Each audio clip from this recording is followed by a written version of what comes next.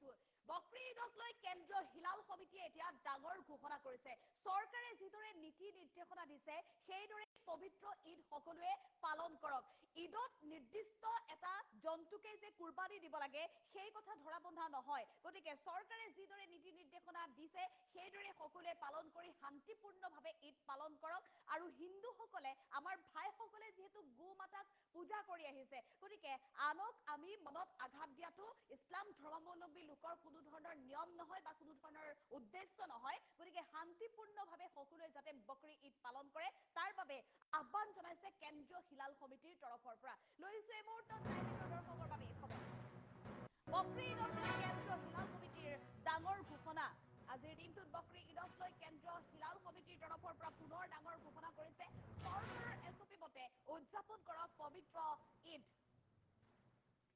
কুৰবানীত কোনো বিশেষ জন্তু দিব লাগে বুলি কথা নাই কোনো নিৰ্দিষ্ট বিশেষ বস্তুৱে যে কুৰবানীত দিব লাগে সেই কথা কোনো বিশেষ কথা নহয় ছাগলী ভেড়া অথবা কুকুৰাৰেও কুৰবানী দিব পাৰে গতিকে কুৰবানী দিয়াক লৈ কোনো কাৰণত বিতৰ্কৰ সূত্ৰপাত কৰিব নালাগে আমাৰ ভাইসকলে পূজা কৰি আহিছে ভূমাতক যিহেতু আমাৰ ভাইসকলে পূজা কৰে গতিকে আমি সন্মান কৰিব লাগিব তেনে ক্ষেত্ৰত আনে মনত দুখ পোৱা কাম কৰাটো উচিত নহয় আৰু ইছলাম ধৰ্মাৱলম্বী লোকসকল সদায় শান্তিপ্ৰিয় হয় গতিকে আনৰ মনত দুখ দিয়া কাম কেতিয়াও মুছলমান লোকে নকৰে চৰকাৰে যি নিৰ্দেশনা আনিছে সেইমতে উদযাপন কৰক ঈদ 28 মেত অসমত ঈদ উদযাপন কৰা হ'ব আৰু 28 মেত ঈদ উদযাপনৰ পূৰ্বে এতিয়া কেন্দ্ৰীয় হিলাল সমিতিৰ তৰফৰ পৰা এই মন্তব্য কৰিছে আহ্বান জনাইছে সমগ্ৰ অসমৰ প্ৰতিগৰাকী ইছলাম ধৰ্মাৱলম্বী লোকলৈ কেন্দ্ৰীয় হিলাল সমিতিৰ সভাপতি মৌলানা ফখৰুদ্দিন আলী আহমেদে আমি পুনৰ জনাইছো ডাঙৰ খবৰ প্ৰতিগৰাকী ইছলাম ধৰ্মাৱলম্বী লোকলৈ কেন্দ্ৰীয় হিলাল সমিতিৰ তৰফৰ পৰা এগৰাকী জ্যেষ্ঠ মৌলানাই ইতিমধ্যে এটা গুৰুত্বপূৰ্ণ মন্তব্য কৰিছে সমগ্ৰ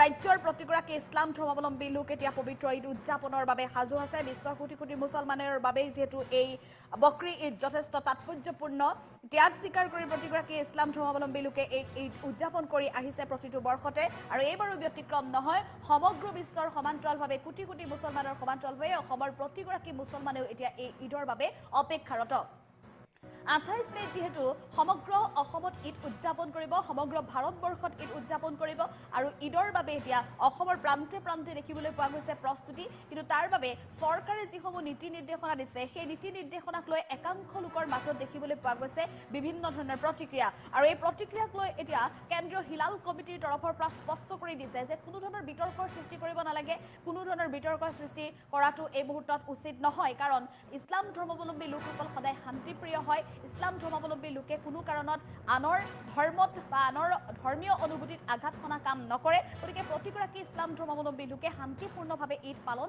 কৰিব লাগিব পৰম্পৰা ৰক্ষা কৰি তেওঁলোকে ঈদ পালন কৰিব লাগিব ঈদত যে নিৰ্দিষ্ট গৰু বা মহ বা নিৰ্দিষ্ট যে এটা জীৱয়ে কুৰবানী দিব লাগে সেই কথা কোনো কাৰণত ধৰা বন্ধা হ'ব নোৱাৰে আমাৰ হিন্দু ভাইসকলে যিহেতু গোমাতাক পূজা কৰি আহিছে গতিকে তেওঁলোকে মনত আঘাত পাব যদি আমি তেওঁলোকৰ সন্মুখত গৰু মহ কুৰবানী দিওঁ গতিকে তেনে অৱস্থাত ছাগলী ভেড়া দুম্বা এনেধৰণে এইসমূহ জন্তুৰ জৰিয়তেও যিহেতু কুৰবানী দিব পাৰে গতিকে তেনেধৰণে কুৰবানী দিলেও হ'ল কোনো কাৰণত আনৰ ধৰ্মত বা আনৰ মনত আঘাত দি ঈদ পালন কৰিব নালাগে কেন্দ্ৰীয় হিলাল কমিটিৰ তৰফৰ পৰা অসমৰ প্ৰতিগৰাকী মুছলমানলৈ এই আহ্বান জনাইছে সভাপতি কেন্দ্ৰীয় হিলাল সমিতিৰ সভাপতি মৌলানা ফখৰুদ্দিন আহমেদে আৰু এই মুহূৰ্তত আমি মৌলানা ফখৰুদ্দিন আহমেদৰ সেই গুৰুত্বপূৰ্ণ মন্তব্য আছে মন্তব্য আগবঢ়াবলৈ চেষ্টা কৰিম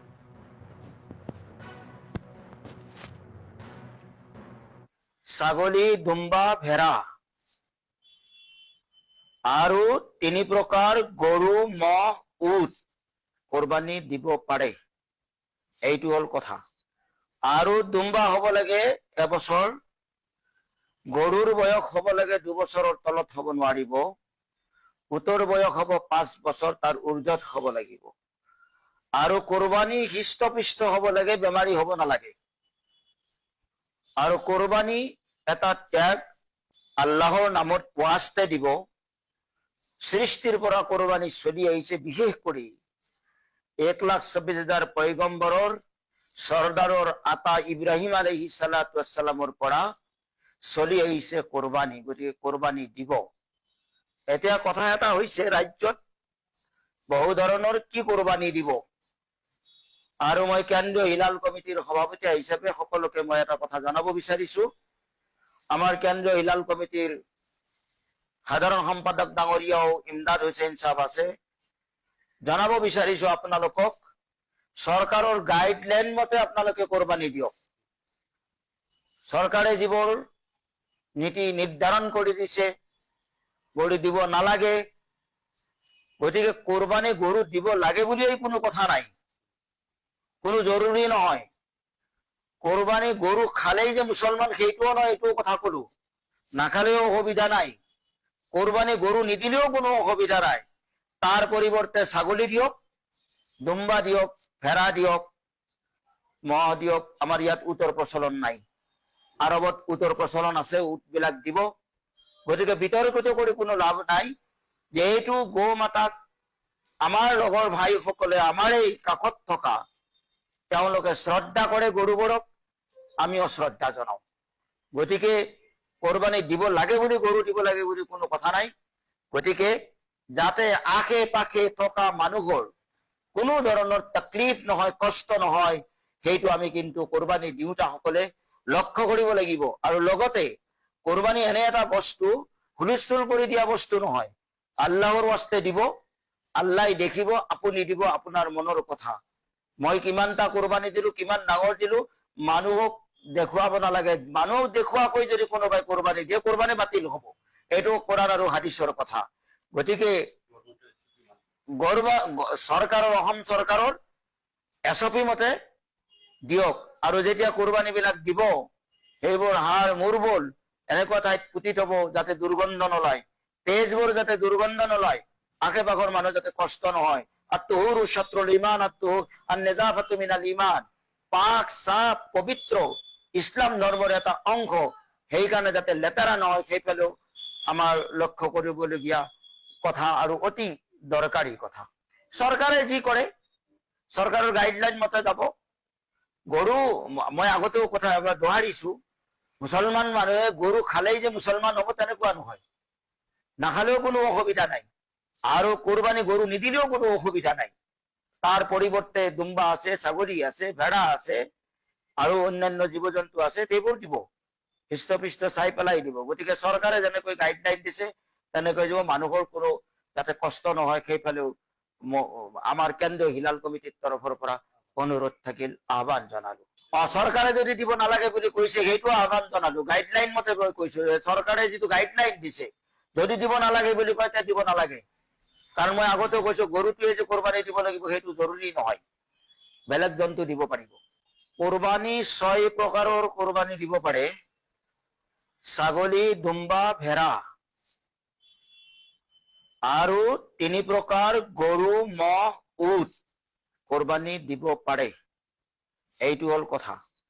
আৰু দুম্বা হব লাগে এবছৰ, গৰুৰ বয়স হব লাগে 2 বছৰৰ তলত হব নোৱাৰিব, উটৰ বয়স হব 5 বছৰ, তাৰ উৰ্ধত হব লাগিব।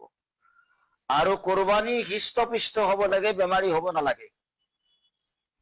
আৰু কোৰবানী এটা ত্যাগ, আল্লাহৰ নামত ৱাস্তে দিব। সৃষ্টিৰ পৰা কোৰবানী চলি আহিছে, বিশেষ কৰি 1,26,000 পয়গম্বৰৰ চৰ্দাৰৰ আতা ইব্ৰাহিম আলাইহিস সালাতু ওয়াস সালামৰ পৰা চলি আহিছে কোৰবানী। গতিকে কোৰবানী দিব। এতিয়া কথা এটা হৈছে, ৰাজ্যত বহু ধৰণৰ কি কোৰবানী দিব। আৰু মই কেন্দ্ৰীয় হিলাল কমিটিৰ সভাপতি হিচাপে সকলোকে মই এটা কথা জনাব বিচাৰিছো। আমাৰ কেন্দ্ৰীয় হিলাল কমিটিৰ সাধাৰণ সম্পাদক ডাঙৰীয়াও ইমদাদ হুছেইন সাহেব আছে। জনাব বিচাৰিছো আপোনালোকক, চৰকাৰৰ গাইডলাইন মতে আপোনালোকে কোৰবানী দিয়ক। চৰকাৰে যিবোৰ নীতি নিৰ্ধাৰণ কৰি দিছে গৰু দিব নালাগে, গতিকে কোৰবানী গৰু দিব লাগে বুলিয়েই কোনো কথা নাই, কোনো জৰুৰী নহয়। কোৰবানী গৰু খালেই যে মুছলমান সেইটোও নহয়, এইটোও কথা কলো, নাখালেও অসুবিধা নাই। কোৰবানী গৰু নিদিলেও কোনো অসুবিধা নাই।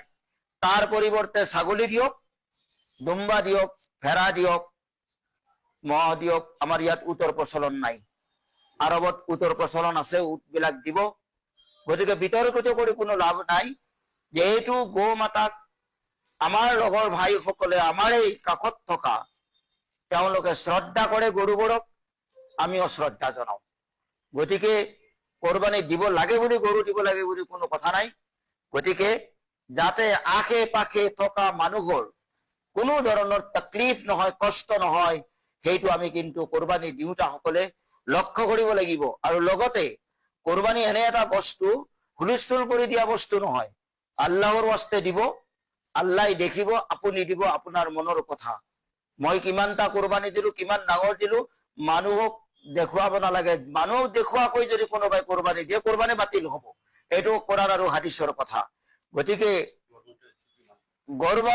চৰকাৰৰ, অসম চৰকাৰৰ এছঅপি মতে দিয়ক। আৰু যেতিয়া কোৰবানী বিলাক দিব, সেইবোৰ হাড় মূৰবোৰ এনেকুৱা ঠাইত পুতি থব যাতে দুৰ্গন্ধ নলয়, তেজবোৰ যাতে দুৰ্গন্ধ নলয়, আশে পাশৰ মানুহ যাতে কষ্ট নহয়। আত-তুহুৰু শাত্ৰুল ঈমান, আন-নিজাফাতু মিনাল ঈমান। পাক সাফ পবিত্ৰ ইছলাম ধৰ্মৰ এটা অংশ, সেইকাৰণে যাতে লেতেৰা নহয়, সেইফালেও আমাৰ লক্ষ্য কৰিবলগীয়া কথা আৰু অতি দৰকাৰী কথা। চৰকাৰে যি কৰে, চৰকাৰৰ গাইডলাইন মতে যাব। গৰু, মই আগতেও কথা এবাৰ দোহাৰিছো, মুছলমান মানুহে গৰু খালেই যে মুছলমান হ'ব তেনেকুৱা নহয়। নাখালেও কোনো অসুবিধা নাই, আৰু কোৰবানী গৰু নিদিলেও কোনো অসুবিধা নাই। তাৰ পৰিৱৰ্তে দুম্বা আছে, ছাগলী আছে, ভেড়া আছে, আৰু অন্যান্য জীৱ জন্তু আছে, সেইবোৰ দিব, হৃষ্টপুষ্ট চাই পেলাই দিব। গতিকে চৰকাৰে যেনেকৈ গাইডলাইন দিছে তেনেকৈ দিব, মানুহৰ কোনো যাতে কষ্ট নহয় সেইফালেও আমাৰ কেন্দ্ৰীয় হিলাল কমিটিৰ তৰফৰ পৰা অনুৰোধ থাকিল, আহ্বান জনালো। চৰকাৰে যদি দিব নালাগে বুলি কৈছে, সেইটো আহ্বান জনালো। গাইডলাইন মতে কৈছো, চৰকাৰে যিটো গাইডলাইন দিছে, যদি দিব নালাগে বুলি কয় তেতিয়া দিব নালাগে। কাৰণ মই আগতেও কৈছো, গৰুটোৱে যে কোৰবানী দিব লাগিব সেইটো জৰুৰী নহয়, বেলেগ জন্তু দিব পাৰিব। কোৰবানী 6 প্ৰকাৰৰ কোৰবানী দিব পাৰে। ছাগলী, দুম্বা, ভেড়া, আৰু 3 প্ৰকাৰ গৰু, ম'হ, উট কোৰবানী দিব পাৰে। এইটো হল কথা। আৰু দুম্বা হব লাগে এবছৰ, গৰুৰ বয়স হব লাগে 2 বছৰৰ তলত হব নোৱাৰিব, উটৰ বয়স হব 5 বছৰ, তাৰ উৰ্ধত হব লাগিব। আৰু কোৰবানী হৃষ্টপুষ্ট হব লাগে, বেমাৰী হব নালাগে। আৰু কোৰবানী এটা ত্যাগ, আল্লাহৰ নামত ৱাস্তে দিব। সৃষ্টিৰ পৰা কোৰবানী চলি আহিছে, বিশেষ কৰি 1,24,000 পয়গম্বৰৰ চৰ্দাৰৰ আতা ইব্ৰাহিম আলাইহিস সালাতু ৱাসসালামৰ পৰা চলি আহিছে কোৰবানী। গতিকে কোৰবানী দিব। এতিয়া কথা এটা হৈছে, ৰাজ্যত বহু ধৰণৰ কি কোৰবানী দিব। আৰু মই কেন্দ্ৰীয় হিলাল কমিটিৰ সভাপতি হিচাপে সকলোকে মই এটা কথা জনাব বিচাৰিছো। আমাৰ কেন্দ্ৰীয় হিলাল কমিটিৰ সাধাৰণ সম্পাদক ডাঙৰীয়াও ইমদাদ হুছেইন সাহেব আছে। জনাব বিচাৰিছো আপোনালোকক, চৰকাৰৰ গাইডলাইন মতে আপোনালোকে কোৰবানী দিয়ক। চৰকাৰে যিবোৰ নীতি নিৰ্ধাৰণ কৰি দিছে, গৰু দিব নালাগে। গতিকে কোৰবানী গৰু দিব লাগে বুলিয়েই কোনো কথা নাই, কোনো জৰুৰী নহয়।